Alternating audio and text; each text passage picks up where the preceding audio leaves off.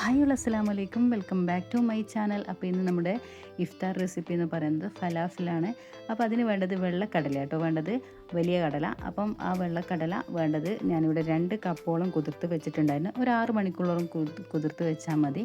എന്നിട്ട് ഇതുപോലെ സ്ട്രെയിനറിൽ വെച്ചിട്ടുണ്ട്. കാരണം എന്ന് വെച്ചാൽ വെള്ളമൊക്കെ പോയി കഴിഞ്ഞാൽ അരച്ചെടുക്കുമ്പം വെള്ളം കെട്ടിക്കിടക്കുന്ന പോലെ ഉണ്ടാവില്ല.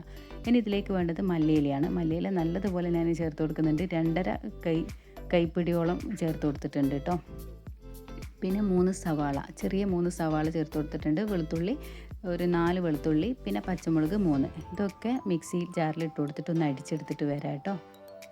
എന്നിട്ട് അതൊരു പേസ്റ്റ് രൂപത്തിലാക്കിയിട്ട് ഒരു ബൗളിലേക്ക് ഇട്ട് കൊടുത്തിട്ടുണ്ട്. ഇനി കടല മാത്രം ഞാനിവിടെ ഒന്ന് അരച്ചെടുക്കുകയാണ്. അതിൽ ആവശ്യമുള്ള ഉപ്പും കൂടി ചേർത്ത് കൊടുക്കണം കേട്ടോ. അപ്പം വെള്ളം കളഞ്ഞിട്ടില്ലെങ്കിൽ നമ്മൾ ഇത് അരച്ചെടുക്കുന്ന സമയത്ത് നല്ലതുപോലെ ലൂസായി പോകും. അപ്പം അരിപ്പൊടിയൊക്കെ ചേർത്ത് കൊടുക്കണം. ഇങ്ങനെ ആകുമ്പോൾ ഒന്നും ചേർത്ത് കൊടുക്കേണ്ടി വരില്ല. അഥവാ ചേർത്ത് കൊടുക്കണമെന്നുണ്ടെങ്കിൽ കോൺഫ്ലോറോ അല്ലെങ്കിൽ അരിപ്പൊടിയോ ചേർത്ത് കൊടുത്തിട്ട് ഒന്ന് ടൈറ്റാക്കി എടുത്താൽ മതി കേട്ടോ. അപ്പോൾ ഞാനിവിടെ മുഴുവനായിട്ടൊന്ന് അരച്ചെടുക്കുകയാണ്. നല്ല പേസ്റ്റ് രൂപത്തിൽ അരച്ചെടുക്കേണ്ട ആവശ്യമില്ല. നമ്മൾ പരിപ്പടക്കൊക്കെ ഒന്ന് ക്രഷാക്കി എടുക്കൂലേ, അതുപോലെ ഒന്ന് ആക്കിയെടുത്താൽ മതി. ഫൈനായിട്ട് അരച്ചെടുക്കേണ്ട ആവശ്യമില്ല. ഞാൻ അങ്ങനെ മുഴുവനായിട്ട് അരച്ചെടുത്തിട്ടുണ്ട്. ഇനി എല്ലാം കൂടി ഒന്ന് മിക്സാക്കി എടുക്കാം.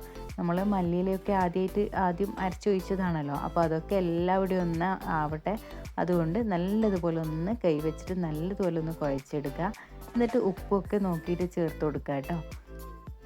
അങ്ങനെ ഞാനിവിടെ മുഴുവനായിട്ടൊന്ന് നല്ലതുപോലെ ഒന്ന് മിക്സാക്കി എടുത്തിട്ടിട്ട് ഇനി ഇതിലോട്ടേക്ക് ആവശ്യമുള്ള ഉപ്പ് ചേർത്ത് കൊടുത്തിട്ടുണ്ട്.